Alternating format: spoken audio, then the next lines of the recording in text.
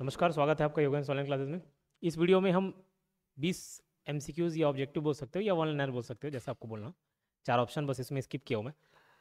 तो 20 क्वेश्चन और देखेंगे और उस क्वेश्चन के साथ हम एक्सप्लेनेशन भी देखेंगे। इससे पहले टॉप 30 टॉप 40 ऐसे करके हम कई सारे वन लाइनर क्वेश्चन देखें और उसके साथ साथ उसका एक्सप्लेनेशन भी देखें। तो देखिए, थ्योरी पार्ट तो बहुत ज़रूरी है ही साथ जो थ्योरी में बच जाता है या थ्योरी में कवर कराया गया है लेकिन उस पर थोड़ा विशेष महत्व देना है, वो इस वन लाइनर में कवर हो जाएंगे। 250 ऑब्जेक्टिव्स हैं, 250 क्वेश्चंस हैं और 250 के साथ बहुत सारे पॉइंट्स हैं, तो लगभग समझ लो 1000 पॉइंट्स आपके कवर हो जाएंगे। तो इकोनॉमिक्स एक बढ़िया पैकेज हो जाता है। अगर ये कोई कोर्स में आप देख रहे होंगे, थ्योरी तो मैंने पढ़ाया हुआ है, ऑब्जेक्टिव्स में भी, और अगर कोई डायरेक्टली रैंडम यूट्यूब पे इसको ऑब्जेक्टिव्स के रूप में देख रहा है, top 30 top 20 top 40 top 45 top 50 ऐसे करके डलेंगे, तो जितने मैक्सिमम क्वेश्चंस मैं करा सकूंगा कराऊंगा, और उतने आप देख लेंगे ना तो काफ़ी रहेगा। ठीक है, हर 20-25 क्वेश्चन में आपको बहुत सारे पॉइंट सीखने को मिलेंगे। तो बिना समय व्यर्थ किए हम आगे बढ़ते हैं। इसका पीडीएफ जो कोर्स परचेस किए हुए हैं तो उनको तो कोर्स में ही मिल जाएगा पीडीएफ। ठीक है, और जो यूट्यूब में देखते हैं, यूट्यूब में जो भी कोई एक्स्ट्रा चीज़ जा रहा है और उसका पीडीएफ चाहिए आपको, तो टेलीग्राम चैनल में मिल जाएगा। टेलीग्राम चैनल मेरा योगेंद्र साहू ऑनलाइन क्लासेस नाम से है। यहाँ पे तब्बू एडिट करके फोटो डाल देना, योगेंद्र साहू क्लासेस का टेलीग्राम का लिंक, और कमेंट बॉक्स में आप लिंक भी देखोगे, वहाँ से जुड़ जाइएगा। तो जो यूट्यूब पे मैं पढ़ाता हूँ, जो यूट्यूब पे डल रहे हैं, उसके पीडीएफ आपको उसमें मिल जाएंगे। ठीक है तो टेलीग्राम से जुड़िएगा। और इसको हिंदी इंग्लिश दोनों में बताऊंगा। सकल घरेलू उत्पाद जीडीपी विदेशों से प्राप्त है निबल कारक है, मतलब ये माइनस ये क्या मिलता है हमको, सकल राष्ट्रीय उत्पाद। थोड़ा क्वेश्चन में यहाँ पे माइनस वाला वर्ड स्किप हो गया है। देखो क्या पूछा है, जीडीपी ग्रॉस डोमेस्टिक प्रोडक्ट, सकल घरेलू उत्पाद। अगर जीडीपी में हम लोग जीडीपी में हम लोग factor income received from abroad को एडजस्ट कर दें, factor income received from abroad को एडजस्ट कर दें, इसको माइनस कर दें, तो हमको क्या मिलेगा, सकल राष्ट्रीय उत्पाद, मतलब ग्रॉस नेशनल प्रोडक्ट, ये मिलेगा। क्या मिलेगा, ग्रॉस नेशनल प्रोडक्ट। यहाँ पे इस क्वेश्चन के साथ मैं जीडीपी जीएनपी नेशनल इनकम के कुछ कंसेप्ट क्लियर कर देता हूँ। 8-10 पॉइंट है, सब इंपॉर्टेंट है। ठीक है सबसे पहले जीडीपी क्या होता है, जीडीपी क्या होता है, तो देखो जीडीपी ये इंडिया है, एक इंडिया देश है, तो ये इंडिया का डोमेस्टिक बाउंड्री हो गया, डोमेस्टिक बाउंड्री, घरेलू सीमा हो गया, घरेलू सीमा हो गया किसका, इंडिया का हो गया। अब इसमें जितने भी गुड्स प्रोड्यूस होंगे, जैसे मैं कोई एक चेयर बना लिया, चेयर बनने में पूरा खर्चा आया 100 रुपये, तो 100 रुपये जीडीपी में इंक्लूड हो जाएगा। मैं चेयर नहीं बनाया, चेयर तो ठीक है, मैं कुछ सेवाएं दे रहा हूँ, आपको सेवाएं दे रहा हूँ, उसके बदले में पैसा ले रहा हूँ, 4000-5000 फीस ले रहा हूँ, तो 4000-5000 फीस मैं सर्विस दिया, यहाँ पे कोई सामान नहीं बेचा, सर्विस दिया, तो ये सर्विस भी उसमें जुड़ जाएंगे। तो goods produced and service rendered, वस्तुएं जिनकी उत्पादन की जाती हैं और सेवाएं जो प्रदान की जाती हैं, दोनों का मॉनेटरी वैल्यू पैसे में, कितना पैसे में तो वो पैसा जुड़ जाता है। तो जितने भी गुड्स प्रोड्यूस होते हैं ना, जितने भी गुड्स प्रोड्यूस होते हैं, गुड्स और सर्विसेज, वो इसमें इंक्लूड होता है जीडीपी में। और वो सारे गुड्स एंड सर्विसेज जो एक इंडिया की घरेलू सीमा के अंतर्गत होंगे, वो जीडीपी में अकाउंट होगा। ठीक है, किसमें, जीडीपी में अकाउंट होगा। अब ये जीडीपी में अगर कोई इंडियन, ये डोमेस्टिक बाउंड्री हो गया इंडिया का, डोमेस्टिक बाउंड्री वर्ड यूज कर रहा हूँ, वो डीप में जब नेशनल इनकम पढ़ते तो पढ़ते डोमेस्टिक बाउंड्री में क्या मतलब, अगर कोई एरोप्लेन यूएसए के ऊपर उड़ रहा है, इंडिया का एरोप्लेन है वो, तो वो भी डोमेस्टिक बाउंड्री में आएगा, वो फिर यूएसए के बाउंड्री में नहीं आएगा, डोमेस्टिक बाउंड्री में। उसका खैर डेफिनेशन विस्तार में बाद में देखेंगे इंडिया, इंडियंस लोग जो हैं, अगर वो इस सीमा के अंतर्गत कमा रहे तो क्या वो इंडिया के जीडीपी में आएगा, हाँ आएगा। दूसरी बात, अगर कोई फॉरनर है, फॉरनर है, वो इंडिया की सीमा के अंतर्गत गुड्स का प्रोडक्शन कर रहा है, वस्तुओं को उत्पादन कर रहा है, वस्तुओं को उत्पादन कर रहा है, तो क्या वो जीडीपी इंडिया के जीडीपी में आएगा, हाँ आएगा। क्यों आएगा, क्योंकि जो भी डोमेस्टिक बाउंड्री के अंतर्गत उत्पादन किया जाता है सब जीडीपी में जुड़ जाता है। ठीक है, तो ये हो गया जीडीपी, ये क्या हो गया, जीडीपी देख लिए। जीडीपी ग्रॉस डोमेस्टिक प्रोडक्ट, अब ये क्या लिखा हुआ, सकल राष्ट्रीय उत्पाद, ग्रॉस नेशनल प्रोडक्ट। अब जीएनपी क्या होता है, जीएनपी में कुछ नहीं, जीएनपी में ये डोमेस्टिक बाउंड्री से कोई लेना देना नहीं होता। जीएनपी में ग्रॉस नेशनल प्रोडक्ट में नेशनल, एक वर्ड देखना नेशनल, तो नेशनल मतलब नेशन के जितने भी लोग हैं, जो इंडिया, अगर मैं इंडिया की जीएनपी की बात करूं, इंडिया के नागरिक जो भी कमाए, वस्तुओं का उत्पादन करे, सेवाएं दे, मतलब वो जितना पैसा कमा रहे, समझ लो, अगर सिंपल शब्द बोलूं, वस्तुओं का उत्पादन ना बोले, पैसा कमाए, वस्तु का उत्पादन करे, सेवाएं प्रदान करे, इंडियंस जो भी करे सब जुड़ जाएगा। अब इंडियंस करेंगे तो देखो ये वाला जुड़ेगा कि नहीं जुड़ेगा, हाँ ये तो जुड़ेगा क्योंकि ये तो इंडियन कर रहे हैं। लेकिन इंडिया के बाउंड्री के अंतर्गत फॉरेनर कमा रहे हैं, इसको हम काट देंगे क्योंकि ये इंडियन नहीं है। तो जीएनपी में, जीडीपी में सिर्फ देश की बाउंड्री से मतलब होता है, लेकिन जीएनपी में समझ लो नागरिक लोग से लेना देना रहता है, नागरिकों से लेना देना रहता है। ठीक है, किससे? नागरिकों के, जो नेशनल्स होते हैं, नेशनल्स मतलब इंडियंस या सिटीजन्स बोल लो। तो भैया ये तो फॉरेनर है, ये कट जाएगा। और दूसरे देश में हो सकता है, जैसे बाहरी लोग आके हमारे देश में कमा रहे हैं, वैसे यहाँ से भी कई लोग जाते हैं, दुबई जाते हैं, यूएसए जाते हैं, कनाडा जाते हैं, पंजाब के लोग, बहुत सारे लोग कनाडा में मिलेंगे आपको। तो वैसे ही बाहर दूसरे देश में कोई इंडियंस पैसे कमा रहे हैं, उसको हम जीएनपी में ऐड करेंगे, जीडीपी में तो नहीं ऐड करेंगे, जीडीपी में सीमा के अंदर कमाना चाहिए, जीएनपी में ऐड करते हैं। तो जीएनपी में इसको माइनस करेंगे और ये वाले को जोड़ देंगे, इसी को फैक्टर इनकम फ्रॉम अब्रॉड बुलाता है। ठीक है, विदेशों से प्राप्त निबल कारक है, निबल मतलब net, net factor income from abroad. अब ये net factor income from abroad sir बोल रहे हो क्या होता है, इसका मतलब इसका फॉर्मूला के रूप में देख लेते हैं। Net factor income from abroad मतलब जो हम लोग कमाए, इंडियंस लोग बाहर सेवा दे के कमाए, मतलब सर्विस बाहर दे दिया ना, तो वो एक्सपोर्ट कैटेगरी में आ जाता है। Net factor income from abroad का फॉर्मूला एक्स माइनस है, हिंदी इंग्लिश मीडियम दोनों यही देखेंगे, एक्स माइनस एम समझ लो। ठीक है, एक्स एक्सपोर्ट माइनस ये एम इंपोर्ट को मानते हैं, इसको ऐसे डिनोट किया जाता है। ठीक, बस इतनी बातें ध्यान रखिएगा।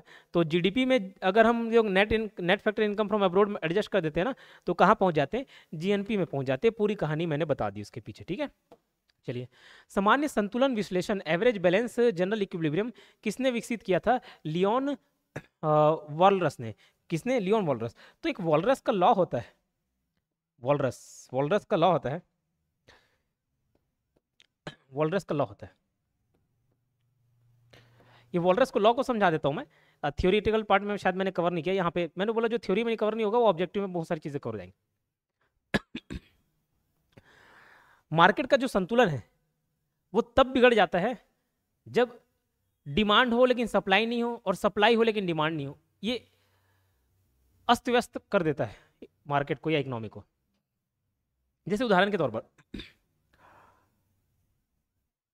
मैं डिमांड कर रहा हूं मोबाइल, मैं नहीं, भारत की पूरी जनता मोबाइल डिमांड कर रही है, भारत की पूरी जनता मोबाइल को डिमांड कर रही है, मोबाइल चाहिए उनको। डिमांड किसका हो गया? मोबाइल का, और डिमांड बहुत ज्यादा हो गया, डिमांड बहुत ज्यादा हो गया। लेकिन मोबाइल बनाने वाली कंपनी मोबाइल बना नहीं पा रही है, सप्लाई दे नहीं पा रही है, तो सप्लाई कम हो गया।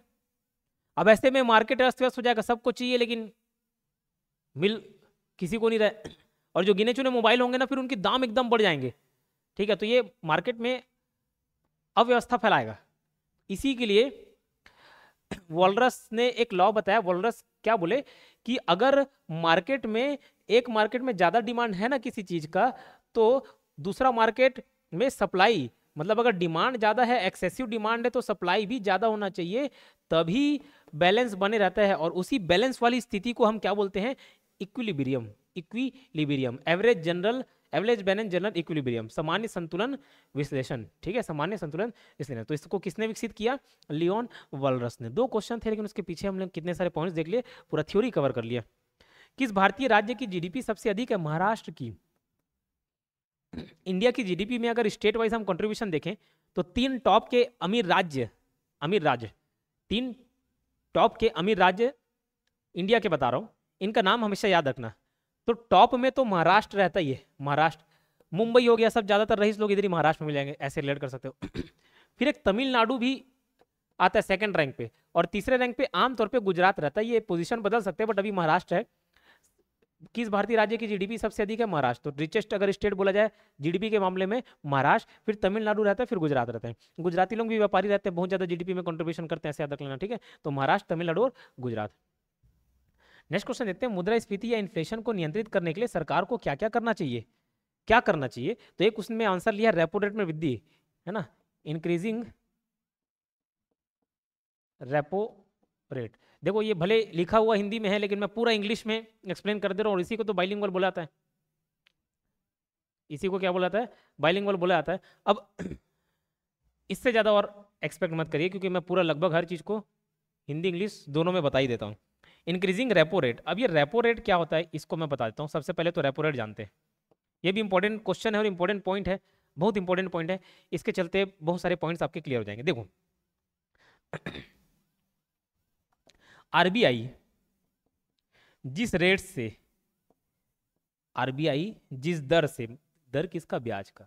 जैसे मेरे को पैसों की ज़रूरत है, मैं किसी से पैसे मांग के लाऊंगा, हो सकता है बैंक से मांग के लाऊं, हो सकता है आपसे मांग के लाऊं, तो जिस दर पे आप मेरे को ब्याज दोगे, फ्री में तो नहीं दोगे, नहीं नहीं योगेंद्र सर हमको बहुत पढ़ाया है, नहीं करूँ, मेरे को ज़रूरत होगी तो आपसे मैं लेके आऊँगा, बोलूँगा ठीक है जो ब्याज है बता दो। आप बोले 10% सालाना, बोला ठीक। तो आपसे जिस दर पे मैं ब्याज लेके आया उसको नॉर्मल इंटरेस्ट रेट बोल देता हूँ मैं, 10% इंटरेस्ट रेट है। वही इंटरेस्ट रेट, तो जिस इंटरेस्ट रेट पे आरबीआई, जिस रेट पे आरबीआई बाकी कमर्शियल बैंकों को, बाकी बैंकों को लोन देती है, ठीक है, जिस रेट पे, वो रेट क्या कहलाता है, रेपो रेट कहलाता है। क्या कहलाता है, रेपो रेट। क्या कहलाता है, रेपो रेट। और सेम टू सेम इसका विपरीत है रिवर्स रेपो रेट, ठीक है, रिवर्स रेपो रेट। तो रेपो रेट का उल्टा रिवर्स रेपो रेट। तो रिवर्स रेपो रेट में क्या होगा, बैंक वाले आरबीआई को जिस रेट से लोन देते हैं, कभी कभी आरबीआई को भी जरूरत पड़ सकती है, तो बैंक वाले जिस दर से आरबीआई को लोन देते हैं उसको क्या बोला जाता है, उसको बोला जाता है रिवर्स रेपो रेट। इतना क्लियर तो पहले तो ये 2 पॉइंट क्लियर कर दिया मैं, ठीक है, रेपो रेट और रिवर्स रेपो रेट बता दिया, ठीक, अच्छी बात, ये समझ आया। चलिए ठीक है, अब ये महंगाई क्या होती है इसको बता दो। महंगाई क्या होती है उसको बताता हूँ। महंगाई पे थोड़ा सा चर्चा कर लेते हैं, थोड़ा लंबा पॉइंट है, इसमें समय लगेगा। तो महंगाई, महंगाई क्या होती है, जैसे आज कोई सामान मेरे को 100 रुपये में मिल रहा है, अगले साल वही सामान मेरे को 110 रुपये में मिले। अरे क्या परिस्थिति बदली, समय ही तो बदला, समय तो बदला और कुछ नहीं बदला, ठीक है, और कुछ नहीं बदल रहा है, फिर क्यों प्राइस 100 से 110 हो गया।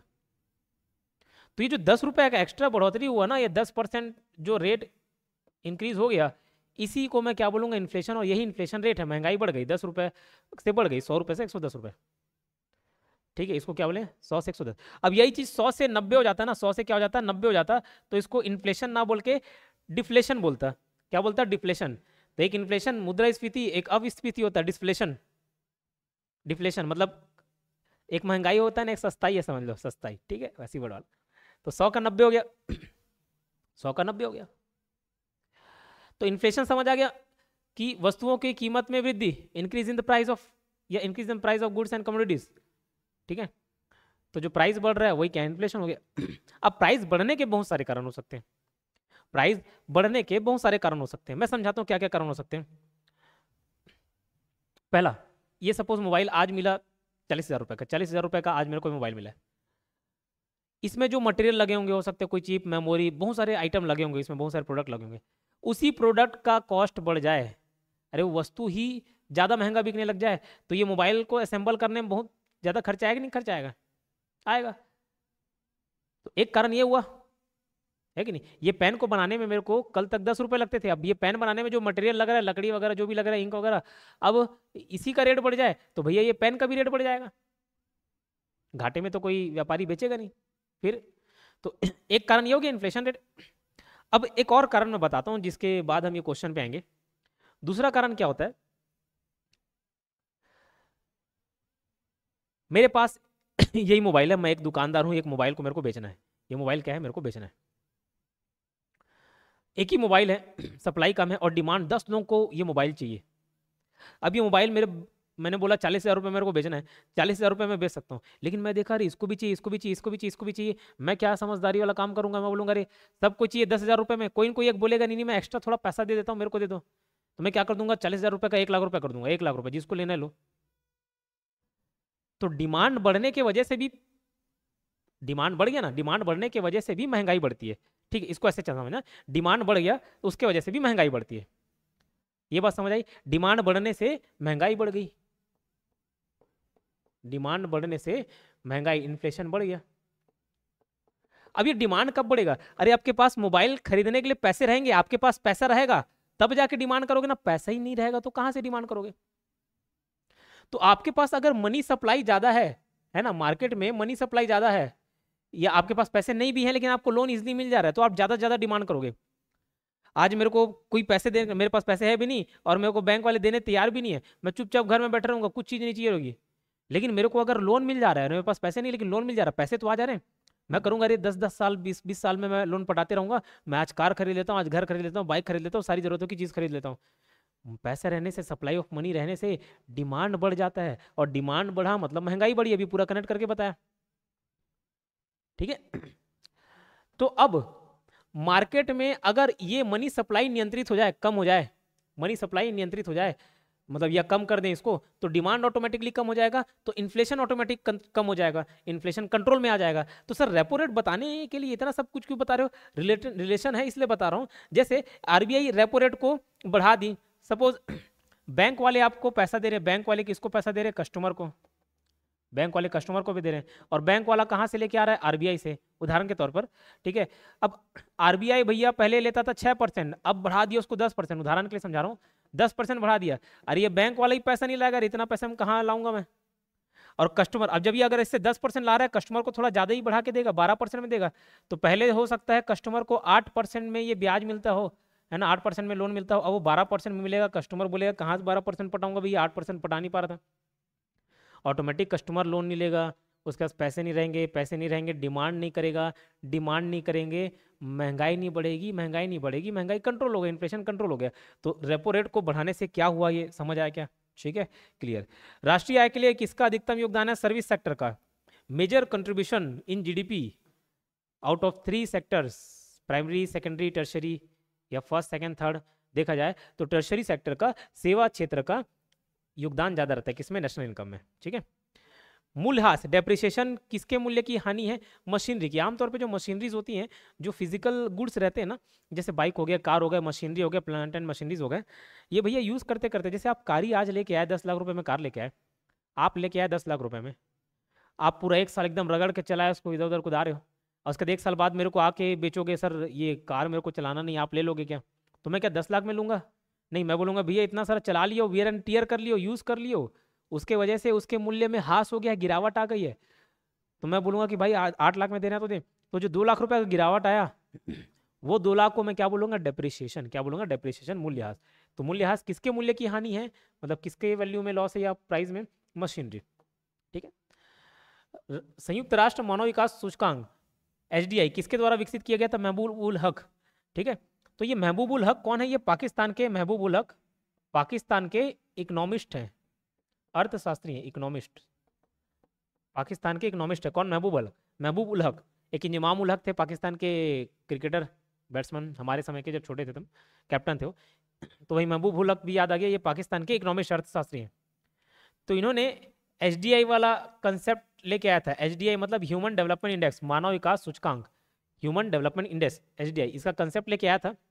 बाद में इसी कंसेप्ट को यूएनडीपी ने, यूनाइटेड नेशन डेवलपमेंट प्रोग्राम, इसने एक्सेप्ट कर लिया, यूएनडीपी ने। और अब जो एचडीआई रिपोर्ट जारी करती है वो कौन करती है? UNDP, United Nation Development programme, ये जारी करती है एचडीआई रिपोर्ट। तो ये पाकिस्तान के इकोनॉमिस्ट थे। और एचडीआई में क्या क्या चीज़ देखा जाता है? तो एचडीआई में किन किन फैक्टर्स को, किन किन मुद्दों को रखा जाता है, कंसिडर किया जाता है, मद्देनजर रख किया जाता है? तो लाइफ एक्सपेक्टेंसी, जीवन प्रत्याशा, लाइफ एक्सपेक्टेंसी, जीवन प्रत्याशा, वो भी एट बर्थ, लाइफ एक्सपेक्टेंसी। दूसरा एजुकेशन, और तीसरा पर कैपिटल इनकम, पीसीआई। अगर कभी एसडीआई में क्या क्या चेक किया जाता है, कौन कौन से बेसिस पे इंडेक्स बनाया जाता है, अगर पूछा जाए ना, तो नेशनल इनकम मत मार देना, ये है पर कैपिटल इनकम। क्या है? पर कैपिटल इनकम, प्रति व्यक्ति आय, जीवन प्रत्याशा, शिक्षा और प्रति व्यक्ति आय, ये सबको एचडीआई के अंतर्गत कंसिडर किया जाता है, ठीक है, पर कैपिटल इनकम। ठीक, समझ आई बात? पर कैपिटल मतलब जैसे पूरे देश के नागरिक हैं, हर एक नागरिक एवरेज कितना रुपए कमा रहा है, वो क्या है? पर कैपिटल इनकम है। सतत आर्थिक विकास से क्या अभिप्राय है? मतलब sustainable development, sustainable development. Sustainable development मतलब होता है कि भैया हम पूरे रिसोर्स का यूज कर रहे हैं, लेकिन इसका ये मतलब नहीं कि जैसे आज जितने भी नेचुरल रिसोर्सेज हैं, आज की दुनिया को देखते हुए, आज हमारी जरूरतों को देखते हुए पूरा का पूरा नेचुरल रिसोर्स यूज कर लिए, पूरा पूरा पेट्रोल, ऑयल, नेचुरल गैस निकाल लिए, सब यूज कर डाले, और भविष्य की हमारी पीढ़ी, आने वाली जो पीढ़ी है, उनके लिए कुछ नहीं बचा है। तो ये सतत विकास नहीं है, ये तो हम आज अपने स्वार्थ के लिए यूज कर लिए। तो अपना भी विकास करना, खुद भी रिसोर्स का यूज करना, लेकिन आने वाली पीढ़ी के लिए भी बचा के रख देना, यही क्या है, सतत विकास है। तो वर्तमान पीढ़ी के विकास के साथ साथ भविष्य का आर्थिक विकास, sustainable is called sustainable development. Bharat में प्रति व्यक्ति आय में वृद्धि की दर मंद होने का मुख्य कारण क्या है? मतलब जो पर कैपिटल इनकम में भी यहाँ पे बताया, पीसीआई पर कैपिटल इनकम, इसका कम होने का कारण क्या है पूछ रहे हैं। तो पर कैपिटल इनकम होने का कारण बहुत सारे हैं, जैसे उच्च पूंजी उत्पाद अनुपात, उच्च पूंजी अनुपात। तो एक कैपिटल आउटपुट रेशियो होता है, पूंजी उत्पाद अनुपात, कैपिटल आउटपुट रेशियो। अब इसके बारे में भी जान जाएंगे क्या है। देखो एक क्वेश्चन आ रहा है और इस क्वेश्चन के साथ कितने सारे पॉइंट्स कवर होते चल रहे हैं कि नहीं। आप रैंडम बिना इकोनॉमिक्स का थ्योरी पढ़े भी ये ऑब्जेक्टिव देखोगे ना, तो मैं इस तरीके से एक्सप्लेन कर रहा हूँ कि आपके दिमाग में सब चीज़ घुस जाएगा। ठीक है, बेसिक से बताता हूँ पूरा, भले थोड़ा समय लगेगा, अरे अच्छी चीज़ों में समय लगता है। ठीक, कल भी उदाहरण दिया ना कि अगर बच्चे आने में 9 महीने लगने हैं तो 9 महीने लगेंगे, आप एकदम हड़बड़ाओगे नहीं, 2-3 महीने क्रैश कोर्स करके आ जाए तो नहीं आएगा। ठीक, तो कैपिटल आउटपुट रेशियो ये क्या होता है बताता। कैपिटल मतलब होता है पूंजी, आउटपुट कहने का तात्पर्य यहाँ पे उत्पाद से है, प्रोडक्शन से है। जैसे मैं एक पेन बना रहा हूँ, एक पेन बनाने में कोई दूसरा देश लेता है 10 रुपए, 10 रुपए लगाता है और एक पेन बनाता है कोई दूसरा देश, कोई दूसरा देश। अब अगर इंडिया इसी पेन को बनाने में, इसी एक पेन को बनाने में 5 रुपए लगाए, तो अच्छा है कि बुरा है बताओ? अच्छा है कि बुरा है? जो बोल रहा है कि बुरा है वो गलत। क्यों बुरा है? क्यों बुरा होगा? अरे जो चीज वो एक पेन बनाने में 10 रुपए की लागत लग रही है, कॉस्ट लग रही है, कैपिटल लग रहा है 10 रुपए का, वो तो हम 5 रुपए में बना दे रहे हैं। और अगर यही 15 रुपए लग जाए ना हमको बनाने में, तो इसका सीधा सीधा मतलब है कि कैपिटल आउटपुट रेशियो थोड़ा ज्यादा है, हाई कैपिटल आउटपुट रेशियो, ज्यादा पूंजी लग रही है। और ज्यादा पूंजी लग रही है इसका सीधा सा ये मतलब है कि हमारे यहाँ की टेक्नोलॉजी उतनी एडवांस नहीं है। ठीक है, क्या एडवांस नहीं है? टेक्नोलॉजी, जो प्रोडक्शन टेक्नोलॉजी है वो एडवांस नहीं है। समझ आई बात? चलो, तो पहला कारण पर कैपिटल इनकम, पर कैपिटल इनकम ग्रो नहीं होने का कारण है कैपिटल आउटपुट रेशियो। अरे जब लागत ही ज्यादा लग जाएगा, ज्यादा लागत लगेगा, कौन लगाएगा पैसा? और ज्यादा लागत लग गया, ज्यादा खर्चा हो गया, पैसा बचेगा कहाँ, सेविंग कहाँ से होगा? ऐसे कनेक्ट कर लेना। ठीक है, दूसरा क्या बोल रहा है, जनसंख्या वृद्धि की ऊंची दर, मतलब high population growth rate. High population, एक तो हाई कैपिटल आउटपुट रेशियो और दूसरा हाई पॉपुलेशन ग्रोथ रेट।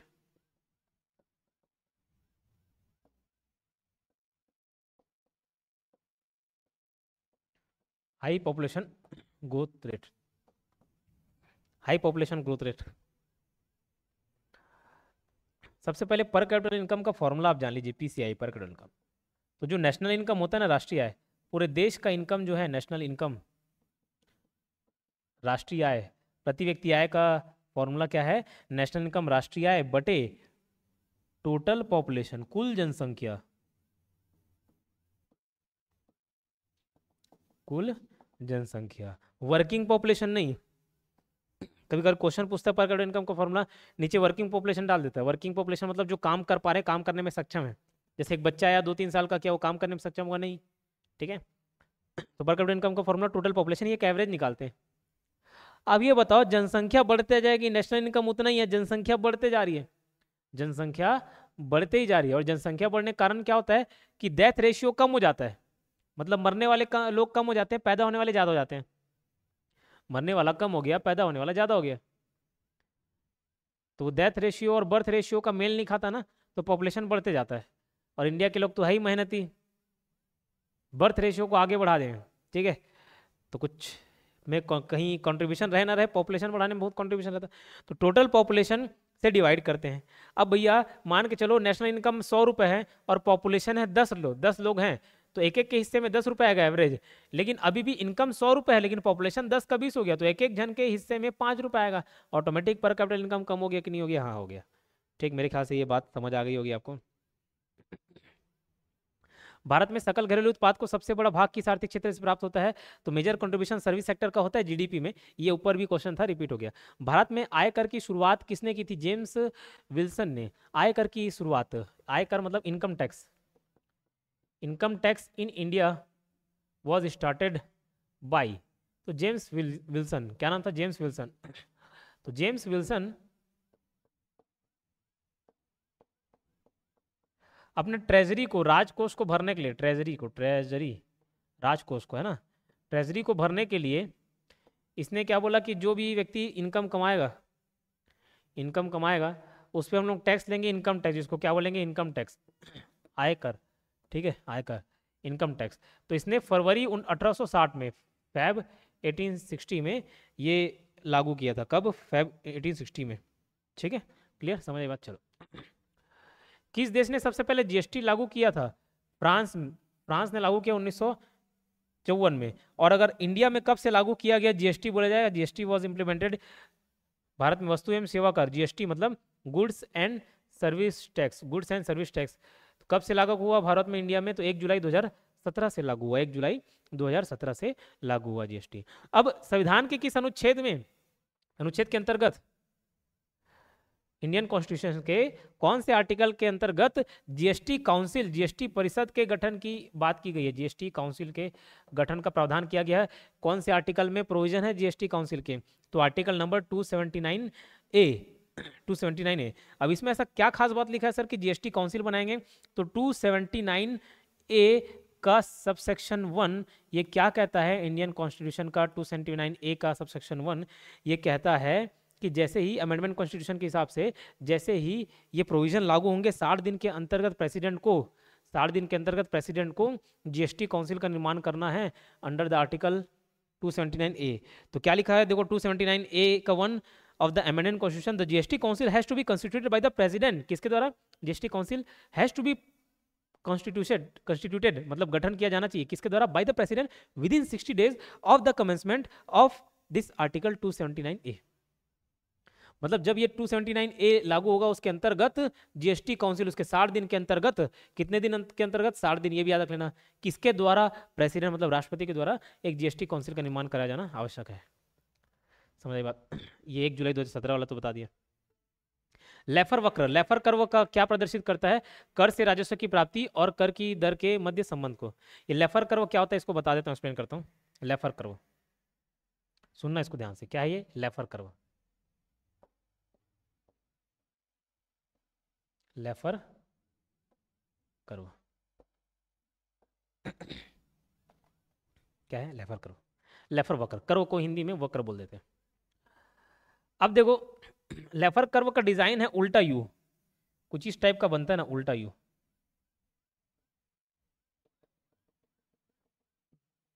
उल्टा यू।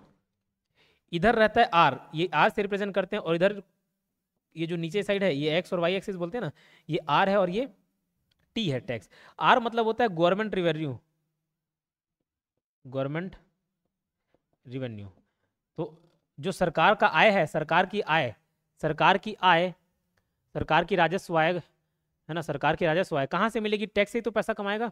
तो गवर्नमेंट रेवेन्यू फ्रॉम टैक्स, है ना, किससे? फ्रॉम टैक्स से, टैक्स से।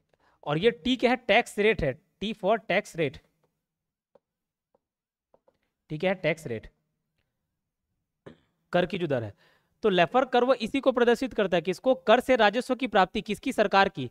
कर से, फ्रॉम टैक्स, रिवेन्यू किसकी? सरकार की। कर से राजस्व की प्राप्ति और कर की दर, टैक्स रेट के बीच संबंध को दर्शाता है कौन? Laffer curve. अभी जो लेफर कर्व है, लेफर बताते हैं, क्या बोलते हैं, ये जो दिख रहा नहीं ये जीरो है, मतलब जहां पे टैक्स रेट जीरो है वहां पे गवर्नमेंट की रेवेन्यू भी जीरो है। अरे गवर्नमेंट टैक्स से पैसा कमा रही है तो टैक्स रेट को जीरो कर दिए तो सरकार के हिस्से में कुछ नहीं आएगा। आप बहुत पैसा कमाओगे लेकिन आप 1 रुपया टैक्स नहीं दे रहे हो तो सरकार के पास कुछ पैसे नहीं आने हैं, सरकार के पास कुछ पैसे नहीं आने हैं, ठीक है। तो टैक्स रेट अगर जीरो होगा तो गवर्नमेंट का रेवेन्यू भी जीरो होगा। और सोचो टैक्स रेट मैक्सिमम है 100% है, 100% है, तो सरकार की रेवेन्यू अब भी जीरो होगी। तो जब टैक्स रेट जीरो था तो भी जीरो, 100% है तो भी जीरो। सर ये कॉन्सेप्ट समझ नहीं आया। अरे 0% है तो कोई टैक्स नहीं लग रहा है तो मिलेगा ही नहीं। अब सोचो मैं पूरा को पूरा मेहनत करके मैं 1 लाख रुपए कमाऊं और सरकार बोल देती कि पूरा 100% टैक्स आपको देना पड़ जाएगा, मतलब 1 लाख रुपए कमा रहा हूं, 1 लाख रुपए सरकार को दे दो, तो मैं मेहनत क्यों करूंगा दूसरे के कमाने के लिए? नहीं। तो ये बोला मैक्सिमम टैक्स रेट रहेगा ना, मतलब 100% टैक्स रेट रहेगा तो भी सरकार का जो आय है, इनकम है, वो जीरो रहेगा। तो लेफर कर्व बात करता है ऑप्टिमम टैक्स रेट की, ऑप्टिमम टैक्स रेट, एक बोल सकते हो संतुलित, संतुलित कर की दर, संतुलित कर की दर, जहां पे टैक्स रेट भी ना एकदम ज्यादा हो ना एकदम कम, और गवर्नमेंट का रिवेन्यू जो है वो मैक्सिमम रहे, क्योंकि इसके बाद देखो गिरावट आ जा रहा है। ठीक है, तो इसी के रिलेशन को दर्शाता है कौन, लेफर करो। भारत में बैंकों का पहली बार राष्ट्रीयकरण किस वर्ष किया गया था? 1969 में। एक साथ याद रखना, 14 बैंकों का राष्ट्रीयकरण किया गया था। वे कौन भारतीय हैं जिन्होंने भारत में सर्वप्रथम प्रति व्यक्ति आय का आकलन किया था? दादा भाई नौरोजी। 1867 में एक किताब भी लिखे थे, poverty and un-British rule in India. Poverty and un-British rule in India, कब? 1867 में। उसी में इन्होंने ड्रेन थ्योरी दिया था, ड्रेन थ्योरी, धन का बहिर्गमन सिद्धांत। उसमें बताया था कि कैसे भारत का पैसा बाहर जा रहा है देश के। ठीक है, ड्रेन थ्योरी दिया। ठीक है, कब? 1867 में। और इसी में यही उन्होंने प्रयास किया था कि भारतीय का नेशनल इनकम निकाला जाए। तो पहला जो प्रयास किया नेशनल इनकम निकालने का, राष्ट्रीय आय निकालने का, किसका? भारत का राष्ट्रीय आय निकालने का, वो किसको, वो श्रेय किसको जाता है? दादा भाई नौरोजी को। और राष्ट्रीय आय को मैंने बोला किससे डिवाइड कर दोगे? टोटल पॉपुलेशन से डिवाइड कर दोगे तो पर कैपिटल इनकम निकल आता है। तो उस समय दादा भाई नौरोजी ने प्रति व्यक्ति आय, भारत के हर नागरिक का आय, प्रति व्यक्ति आय कितना बताया था? एवरेज 20 रुपए। तो वे कौन भारतीय जिन्होंने भारत में सर्वप्रथम प्रति व्यक्ति आय का आकलन किया? तो दादा भाई नौरोजी। कब? 1867 में। पर कैपिटल इनकम उन्होंने कितना बताया? 20 रुपीज बताया। SEZ का पूरा नाम क्या है? Special economic zone. ठीक है, स्पेशल इकोनॉमिक जोन। आंतरिक व्यापार किससे संबंधित है? शेयर मार्केट से। आंतरिक व्यापार किससे संबंधित है? शेयर मार्केट से। ये लास्ट क्वेश्चन रहेगा हमारा। आंतरिक व्यापार, इंटरनल ट्रेडिंग, इंटरनल ट्रेडिंग। ठीक है, इनसाइडर, सॉरी इंटरनल नहीं, इनसाइडर,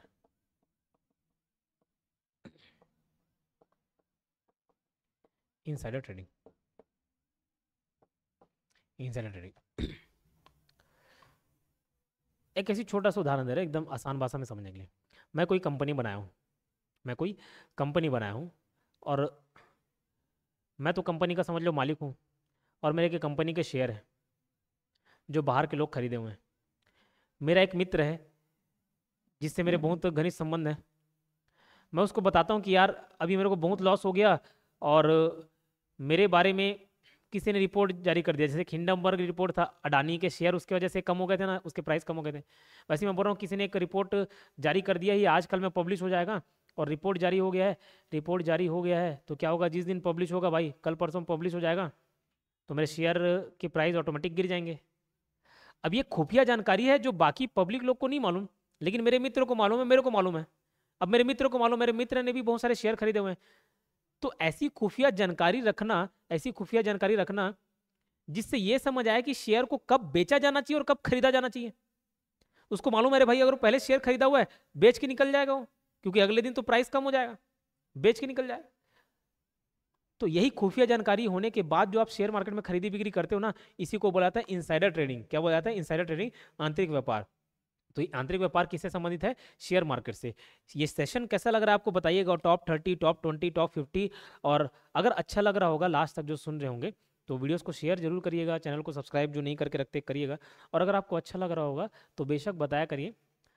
और हम प्रयास करेंगे कि जैसे इकोनॉमिक्स के, क्योंकि इकोनॉमिक्स पे यूट्यूब पे बहुत कम वीडियोस ऐसे रहते हैं, तो कोशिश किया हमने कि बेस्ट से बेस्ट क्वेश्चंस लाया जाए और उसके पीछे के एक्सप्लेनेशन को आपको बताया जाए। तो 250 ऑब्जेक्टिव्स हैं टोटल। तो top 20, top 30, top 40, top 50, top 60 ऐसा कर करके हम पूरे 250 को कवर करा देंगे। 250 को कवर करा देंगे, आपका इकोनॉमिक्स एकदम तैयार हो जाएगा। ऐसे ही अगर आप चाहते हैं कि हिस्ट्री के, पॉलिटी के, ये सारे क्वेश्चंस, क्योंकि पॉलिटी के भी क्वेश्चंस देखना किसी के एग्जाम में, व्यापम में, पीएससी में, यूपीएससी में कुछ कुछ एरियाज ऐसे हैं, जैसे प्रेसिडेंट हो गया, पार्ट 5, पार्ट 6 पूरे हो गए, यहाँ से बहुत क्वेश्चंस बनते। तो पूरा लक्ष्मीकांत इतना पढ़ने की जरूरत नहीं है। आप मेजर मेजर टॉपिक्स जहाँ से क्वेश्चंस बनते हैं ना, वो टॉपिक्स उठा लें, उसके क्वेश्चन प्रैक्टिस कर ले, उसके एक्सप्लेनेशन देख लें, तो एकदम तैयार हो जाएगा आपको। हर चीज़ उठा पाना, हर चीज़ पढ़ पाना संभव नहीं है, तो यहाँ पे थोड़ा सा सिलेक्टिव होना रहता है। अगर आपको ये सेशन अच्छा लगता है तो आप कमेंट करके बताइएगा, हम देखेंगे ज़्यादा से ज़्यादा जिसका डिमांड आएंगे तो फिर उस सब्जेक्ट से रिलेटेड एमसीक्यूज तैयार करेंगे। ठीक है, चलिए मिलते हैं नेक्स्ट वीडियो में। धन्यवाद।